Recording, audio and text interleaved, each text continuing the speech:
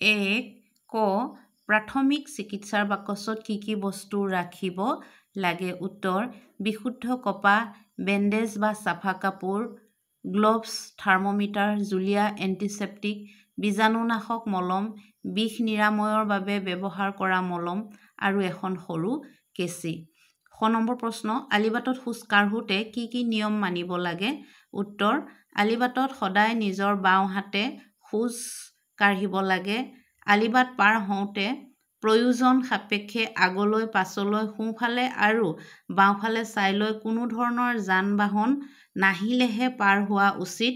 আলিবাটত সদায় ট্ৰেফিকৰ সংকেত মানি চলা উচিত গ নম্বৰ যোগাসন আৰু প্ৰাণায়াম কৰিলে কি হয়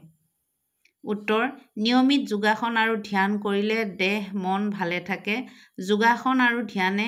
একাগ্ৰতা বৃদ্ধি কৰাত সহায় কৰে খেলা ধূলা পঢ়া শুনাত মনোযোগ বৃদ্ধি কৰে ঘ নম্বৰ প্ৰশ্ন খেলোতে কি সাৱধানতা লোৱা উচিত উত্তৰ শিল আইনাৰ টুকুৰা গজাল আদি পৰি থকা ঠাইত খেলিব নালাগে দ্বিতীয়তে উখুৰা মুখুৰা ঠাইত খেলিব নালাগে তৃতীয়তে লাঠি দা কটাৰী জুই হাতত লৈ খেলিব নালাগে 2 নম্বৰ খালী ঠাই পূৰ কৰিব দিয়া হৈছে ইয়াত মই এনেধৰণে কিতাপতে খালী ঠাইখিনি পূৰ কৰি দিছোঁ ক শৰীৰত কম পৰিমাণে পোৱা আঘাত প্ৰাথমিক চিকিৎসাৰ দ্বাৰাই ভাল কৰিব পাৰি খ বেমাৰ আজাৰ হ'লে আমাৰ শৰীৰটো দুৰ্বল হৈ পৰে গ অকস্মাতে হোৱা দুৰ্ঘটনাই হ'ল আকস্মিক দুৰ্ঘটনা ঘ তিতা হাতেৰে বৈদ্যুতিক সৰঞ্জাম আৰু ছুইচ বৰ্ড চুব নালাগে 3 নম্বৰতে দিছে শুদ্ধ উত্তৰটো বাছি উলিওৱা ইয়াতে মই অকল টিক মাৰ্কখিনি দি থৈছোঁ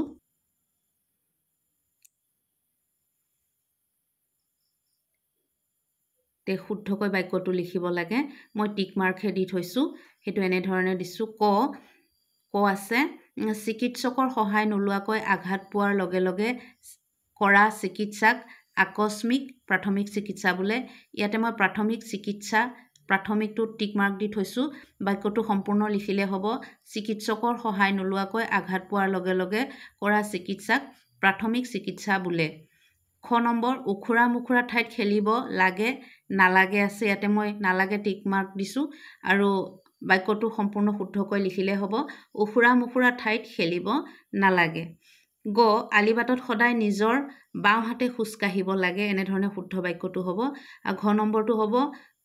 জুই কাষত নহয় জুই আঁতৰত বহিব লাগে 4 নম্বৰ প্ৰশ্ন স্বাস্থ্য ভালে ৰাখিবলৈ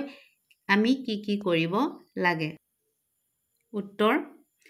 স্বাস্থ্য ভালে ৰাখিবলৈ আমি শৰীৰৰ যতন ল'ব লাগে ইয়াৰ উপৰি কিছুমান